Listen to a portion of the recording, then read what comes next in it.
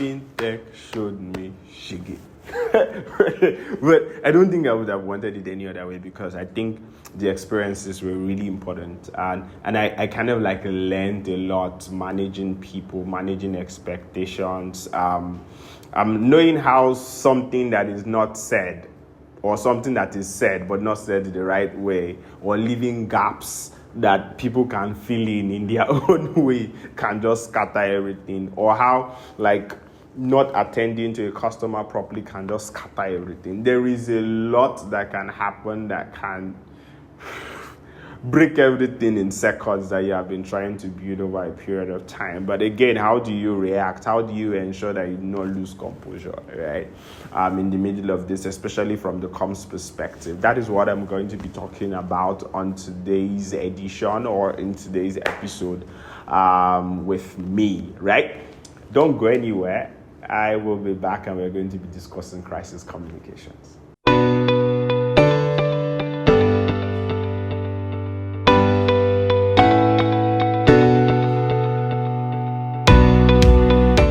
You're welcome to my YouTube channel, by the way. Thank you very much for staying back. And I think I'm going to be starting with the fact that a couple of weeks ago, I was having a conversation with someone, and then a memory came back, which was one time for one of the brands I was managing at the time. I think we had an issue on social media, but the problem was that issue was not affecting a lot of our users. Maybe it was affecting maybe like 2 to 3% of the total number of our users. Let me even expand it and say maybe 5%. And but because that 5% was concentrated in a specific area, it almost became an issue, because if 5% of hundreds of thousands are talking about one thing at the same time, what happens is that it looks like a lot of people are having that same issue. And I think we now sent an email, right? Normal, like email that signal that maybe, not maybe signal, I think it was even like a pre-scheduled email, right? And it was about normal operations, like fun email during the same period. And we're dragged. We're dragged. And that's never so much of a crisis, but it comes to mind. Why? Because as a result of we being dragged, I mean, I just had to enter into someone's DM, one of the people who were complaining. I was like, see, about maybe 5% max of the people who are experiencing this issue are the ones that are complaining now. However, there is a large number of people who possibly are not aware, may not even be on social media, may not even see this stuff. And if we decided to now hold or put a hold on normal ops, which also includes communications, right? It could have sent the wrong message or made people aware of something that they should not be aware of. I don't think this is a good place to add the fact that segmentation of your users and being able to send specific information to people who are affected about things when there is a crisis or when there is an issue should be something that you should put into consideration when setting up your communication process. But let me not even get into that point, because where I want us to focus on today is crisis communication, right? What should you do? How should you react when it happens? Who should respond? How should the team respond? How do you go about finding the truth of the matter, right? How should you address the public? Those are some of the things I'm going to try to tackle in the next couple of minutes. Where should I start? Where I would start is that the first part to even crisis comms, right, for a team is having a crisis communication plan before it ever happens, right? One of the things I used to do then was my ears were in customer service, employee retention, more like how people are employed and sometimes how people are fired, although sometimes it was beyond my power, and several other things like ops, partnership conversations, because I knew that if anything goes wrong in those areas, it could become my problem if it was not sorted. So before it became a brand problem, which is now my own problem, what I needed to do was to put my ears on the ground and put my eyes on details that were really important that could become an issue if there was a problem somewhere. So the first part is having like a comms person who is really interested and genuinely like involved in several aspects of the company, because I always tell people, sometimes I think I was having a conversation with Aurea one time, and he was saying that I think the conversation spiraled around a brand not having proper I don't want to call it crisis comms, but more like there was an issue with a customer and he thinks that it wasn't handled, and he was like, brand will just be focusing on branding. And I'm like, branding is not packaging. Packaging could be part of branding, and I think I've marshaled that enough on several other conversations before this video. Packaging could be it, there could finessing and all those stuff could be it, but branding in itself is like the entire action you are taking to ensure that people see you in a particular way, and that particular way that you want them to see you will bring value back to you. So everything that you need to do to get people to see you in a way that ensures that value comes back to you is what branding is, right? Sometimes it is even in how you act. So genuinely, if you're acting the right way, value will come. I think this is already spiraling into another kind of conversation. So let me bring myself back. Crisis communication. The first part is ensuring that there is a plan. If something is going to happen, who should respond? What are the things to say? If you need a holding statement, what it should typically be in like your holding statement, who should respond, who should be prepped, how do you set up your process to ensure that these things do not even happen in the first place, right? What the comms person having a conversation with other members of the leadership of the team to ensure that, okay, if there's an operational issue, how do we prevent operational issues? There are so many things that are going to be out of your control, but at least let there be a plan that takes into consideration how your team should respond. Let there be a plan that takes into consideration preventing these things from happening. Just even being good persons, right? Genuinely interested in the success and the growth of your customers is a good place to start when it comes to crisis communication. So, as I just explained, first part to dealing with this is ensuring that you have a crisis communication plan. You know who will respond. What response time have you subscribed to as a company? Who should you prep? And kind of like sometimes just even doing more like a risk assessment of your internal processes to see the places that could break. And if they break, how do you respond to when they break? Because more often than not, you know the places in your process that can break and can cause trouble. You know. So prepare before it happens, right? So yeah, haven't spoken about like the whole what should happen before like the whole situation, right?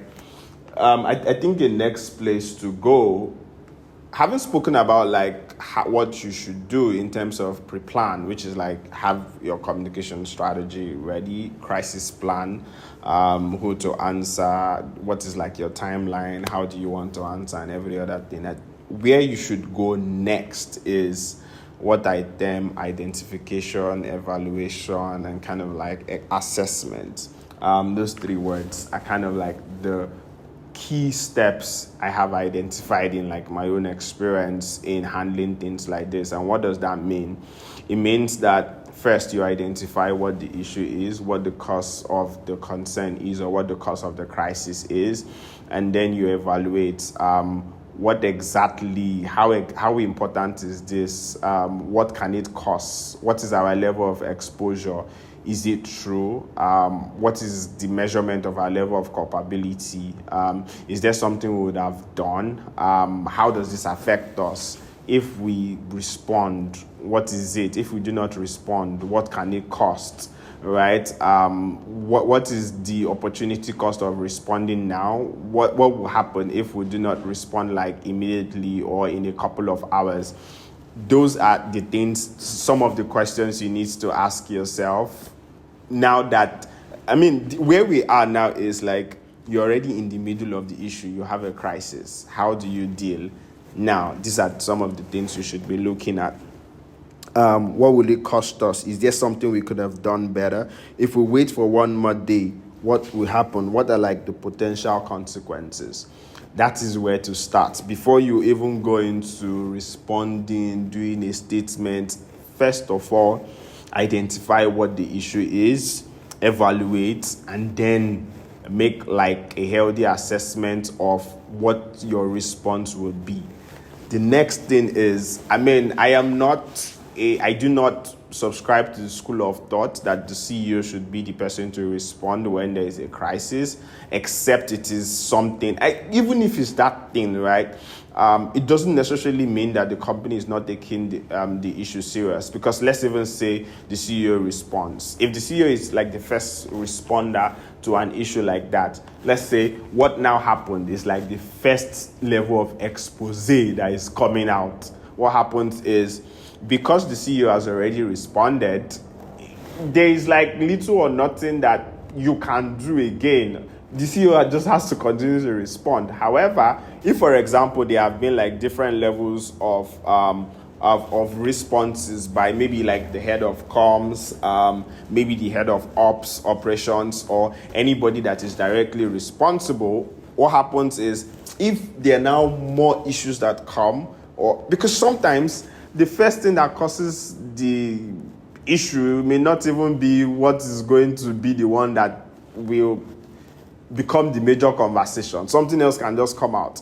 Because more often than not, when someone says something, every other person that has had similar experience or think and expect that you should have that problem will not come. There will not be different opinions. So if the CEO has already responded, at least from the start, what happens is, there's now no other person on the team that is higher than the CEO that can say, okay, we understand, and this and this and this and this. If it's even possible, they should not be in the equation. There should be several other people who are high up enough and can take responsibility for things, right? And then can approach the press, be the one to sign a press release, and several other levels of conversation when it comes to that. And again, like the CEO is like emotionally attached to the business, right? Sometimes you can't even control what that reaction will be if you are facing the press, especially if you have not been pre-trained, which is something I think everybody who is leading a company should like take trainings on how to manage conflict, how to manage like high stakes period where what you say or what you do not say, or how what you say can put you into trouble. You should pay attention to that. There should be a training for that for you. But yeah, first things first, I don't think that the CEO should be the first person to respond to issues. I have seen that happen a lot of time in the Nigerian tech ecosystem. Just calm down first. Let your head of comms, head of marketing, head of operations, or someone that is connected exactly to the issue respond. If there are several other issues, then you can now come back and say things as the CEO. The CEO should be like the administrative head of the company. So he's like, everybody don't talk. Then now this is me taking responsibility. And then you are also sharing more like a progression of what you have done to ensure that this never happens again. Take responsibility, share progress, share learnings, take faults if there is a fault for you to take, and then share what the company's stand on the issue, which could be from an apologetic point of view or just giving more context to the situation while also sharing what has happened, and being empathetic and several other things in that front. But I don't think the CEO should be the first person to respond, except it's really important. As I explained before, crisis comms has a lot of nuances to it. And so depending on the situation, I trust that your internal comms person is able to handle. The next one is, I have a personal rule that I always stick to 24 hours or at best a couple of hours before responding to issues. I think it connects to the first one.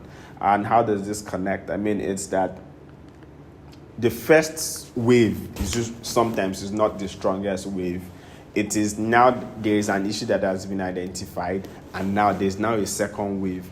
Different other people who have similar issues, or different other people who have been looking for the day of your reckoning to come so that they can share their own experiences. So what happens is, if you have immediately responded, you now have another issue to respond to.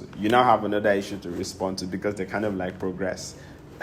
although I also feel like a healthy estimation, which goes back to assessment, right, is really helpful. So you know if you should respond immediately. But again, if you look at it that if you do not respond now, nothing will happen. Maybe you should just calm down a little, get to soak in the heat at least for the first time, and then respond. Because after like the first day, you have like you have gathered several thoughts, reactions, counter reactions, and you are able to have like a better perspective on how to deal with the issue. And it also kind of like sometimes takes the stress or the pressure of time T from you, so that you can appropriately deal with issues when they happen. The level of threat will determine your response per time, right? A good place to anchor this conversation would be to get into like the non-negotiables. Because I really just think that how you respond to a crisis, or how you go through, is dependent on what people expect from you, what people have seen you do before that time, and the army of defenders that you're going to get, if you're even going to get any, is going to be practically based on how you have treated people before time. I usually tell people that sometimes if my dry cleaner does something that is not so good, I'm just using like the simplest stuff, based on the relationship we have built over time, I'm not sure I'm going to react the same way, like, except it now becomes like a consistent set of actions in that direction, then it becomes a bit problematic. Maybe I'll have a little bit more empathy as a result of the fact that these people have done well over a period of time. And again, the army of people who can defend you, is going to be different if you have treated people rightly previously. So non-negotiables for me, which are like a good part and a core part of a crisis response, is transparency and honesty as much as you can afford, because if you continue to lie or try to cover up, more truths will come out, and the more truth come out, the more you have broken trust, right? I think one of the most important elements that you should be looking to save in your crisis response, right, is to at least save trust. Problem can happen, people can fight, issues can happen, but people mend, and come back together, sometimes still trusting, or at least small level of trust exists. But to lose trust in the middle of a crisis is to put you in a condition that you do not want to be as a brand or as a business. Understand nuances. Know the most important stakeholders that you need to assuage. Sometimes it is not everybody that you need to speak to. You also need to know categories of customers, right? Know people who should have first-hand information about the crisis that you are going through, that at least if they know, they can come out to share perspective. So sometimes you should not be the only person that is sharing the perspective about an issue that is ongoing. Some people who are trusted, who have trusted you, who can grant you some level of equity, should have first-hand information when some of these things happen, because them putting their equity, their brand equity, right, on the line for you, based on the fact that you have treated them in a way, and maybe even made them feel like they are part of the business, can now help to share thoughts, right? Then possibly it's even their thoughts and reaction to what they have shared that you will now take, all right, and do a comprehensive response. So know stakeholders that you need to assuage. Know the most important people, that their opinions, that you care about their opinions in situations like this, and begin to prepare for how you are going to respond to them. Don't react, engage. Try as much as possible not to react, engage. What that means is it should not be a reaction. When you see, hear, or in the middle of a storm, take it in and then plan a response. That is what I mean by don't react, engage. I think the last one would be have a good internal team culture. Have a good internal team culture, right? Some of the most important people to you during a crisis are your employees. Yeah. First, they are the ones that can say the full story about what is happening.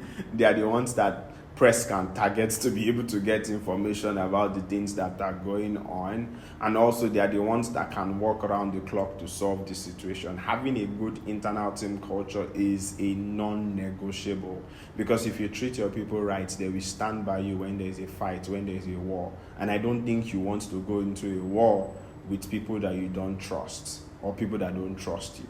Like, it's so important, and it's an integral part of like the whole crisis response process. I hope this has been really helpful. I'm happy to take questions, and possibly I'm going to write an article that kind of like chronicles my thoughts, so just go along with this video. My name is Okweyemi Olugbemoro, and have an amazing time.